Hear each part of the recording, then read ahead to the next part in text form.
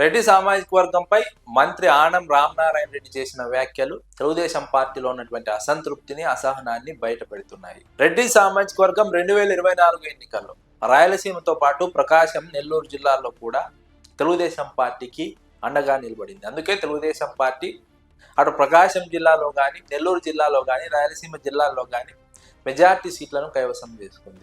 అయితే క్రమంగా రెడ్డి సామాజిక వర్గంలో మార్పు వచ్చింది. తెలుగుదేశం కూటమి ప్రభుత్వం ఇచ్చిన హామీలన్నీ బూటకమని నమ్మింది. మరోవైపు జగన్మోహన్ రెడ్డిని వేధిస్తున్నటువంటి వైనాన్ని రెడ్డి సామాజిక వర్గం వ్యతిరేకిస్తోంది. అందుకే రెడ్డి సామాజిక వర్గం ఏకమవుతోంది. ఈ ఏకమైన నేపథ్యంలోనే తెలుగుదేశం పార్టీ వ్యవహారాన్ని గమనించిన తర్వాత, రెడ్డి సామాజిక వర్గంలో వచ్చినటువంటి మార్పును గమనించిన తర్వాత ఆనం రామనారాయణ రెడ్డి లాంటి వాళ్ళు ఆ అసహనాన్ని ఈ విధంగా బయట పెట్టుకున్నారు. ఒక గ్రామంలో 3 ఓట్లు తక్కువ వచ్చాయనే కారణంతో దాదాపు 18-19 నెలల క్రితం జరిగినటువంటి ఎన్నికల్లో ఇప్పుడు రెడ్లకు సంబంధించినటువంటి పథకాలు కట్ చేస్తానంటూ ఆనం రామనారాయణ రెడ్డి మాట్లాడినటువంటి మాటలు తెలుగుదేశం పార్టీలో అంతర్గతంగా ఉన్నటువంటి అసంతృప్తిని, అసహనాన్ని బట్టబయలు చేస్తున్నాయి. ఎప్పుడో జరిగినటువంటి ఎన్నిక గురించి ఈరోజు మాట్లాడుతున్నారంటే ఈరోజు రెడ్డల్లో మార్పు మొదలైంది కాబట్టే ఇలాంటి వ్యాఖ్యలు చేస్తున్నారు. ఒక బెదిరించే ధోరణిలో మాట్లాడుతున్నారు, భయపెట్టే ధోరణిలో మాట్లాడుతున్నారు. ఇది మరింతగా రెడ్డి సామాజిక వర్గాన్ని ఏకం చేస్తోంది. రెడ్డి సామాజిక వర్గం వైఎస్ఆర్సీపీకి అండగా నిలబడేందుకు మంత్రి ఆనం రామనారాయణ రెడ్డి వ్యాఖ్యలు పనిచేస్తున్నాయి. తెలుగుదేశం పార్టీకి ఇది మరింత వ్యతిరేకంగా మారుతుందని విశ్లేషకులు అంచనా వేస్తున్నారు.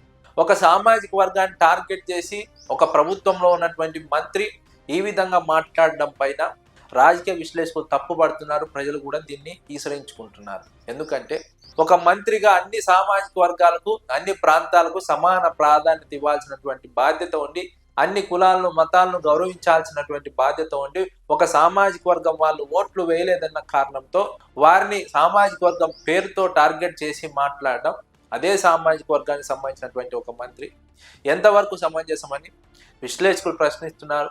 ప్రజల్లో ఈ అంశంపైన తీవ్ర చర్చ జరుగుతోంది.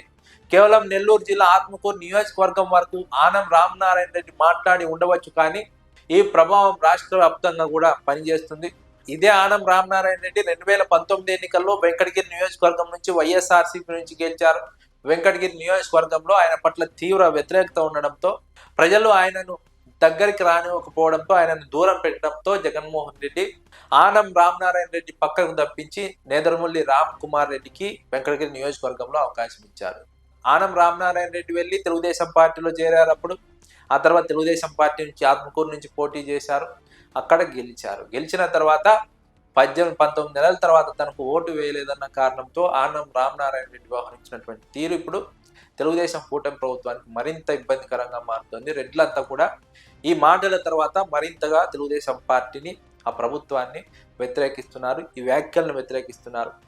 తెలుగుదేశం కూటమిలో ఉన్నటువంటి అసహనానికి, అభద్రతా భావానికి ఆయన వ్యాఖ్యలు అద్దం పడుతున్నాయి. అందుకే ఎప్పుడో జరిగిన ఎన్నిక గురించి ఆయన ఇప్పుడు మాట్లాడుతున్నారంటూ విశ్లేషకులు అంచనా వేస్తున్నారు. రాయలసీమ వ్యాప్తంగా కూడా రెడ్లలో చాలా కాలం నుంచే మార్పు మొదలైంది. పులివెందుల జెడ్పీటీసీ ఉప ఎన్నిక సందర్భంగా తెలుగుదేశం ప్రభుత్వం వ్యవహరించిన తీరు, ఆ తర్వాత జరిగినటువంటి పరిణామాలు, జగన్మోహన్ రెడ్డిని అరెస్టు చేయడానికి లిక్కర్ కేసులో ఇరికించినటువంటి తీరు, ఇవన్నీ కూడా రెడ్లు పరిశీలిస్తూనే వచ్చారు.